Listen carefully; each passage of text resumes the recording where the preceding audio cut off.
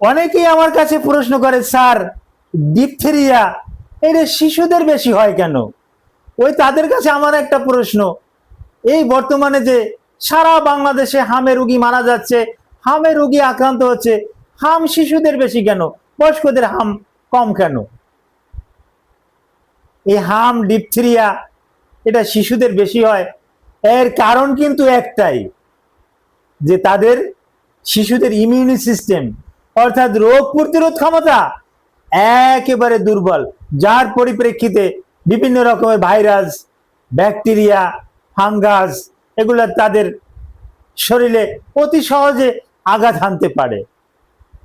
তো হ্যাঁ, আলোচ্য বিষয়টা ডিপথেরিয়ার বিষয়, যে ডিপথেরিয়া শিশুদের বেশি কেন হয়, আর ডিপথেরিয়াটা আসলে কি, এ রোগের লক্ষণটা কি, এ কোথায় কোথায় হয়, এটা হলে এর ক্ষতিকর দিক কি,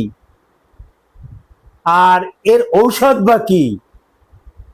ডিপথেরিয়া সম্পর্কে অনেকেই জানে না, তাই ডিপথেরিয়া সম্পর্কে অতি সংক্ষেপে গুরুত্বপূর্ণ কিছু ধারণা দিব।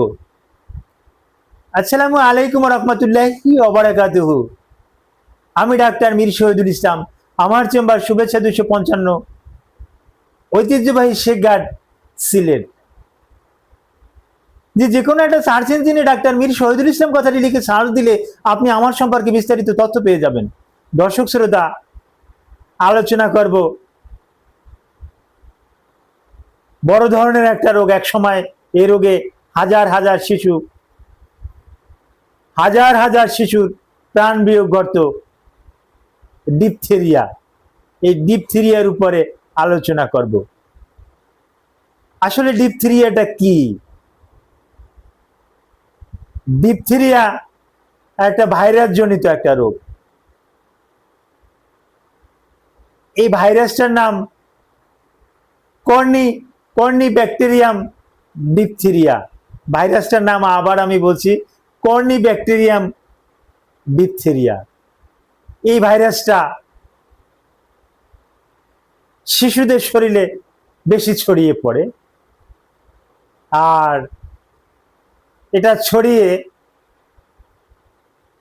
এই ব্যাকটেরিয়া ভাইরাসের মতনই প্রায়, বিশেষ করে লিম্ফ নোডগুলোতে, বিশেষ করে টনসিলে, তারপর আসে ওরোফ্যারিংস, লেরিংস, তারপর আসে টার্বিনেটর, নেজাল টার্বিনেটর, নেজাল পলিপস, এগুলোর উপরে আঘাত হানে, এগুলোর উপরে এরা টক্সিন ছড়িয়ে দেয়।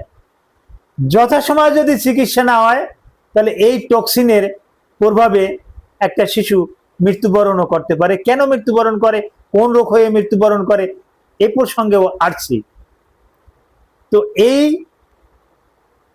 কর্নিব্যাকটেরিয়াম ডিপথেরিয়া এটা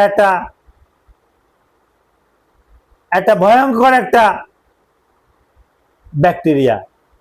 এই ব্যাকটেরিয়া যে কোনো উপায় হোক শরীরের ভিতরে যদি এটা প্রবেশ করে, তো লক্ষণগুলো কি দেখা যায়?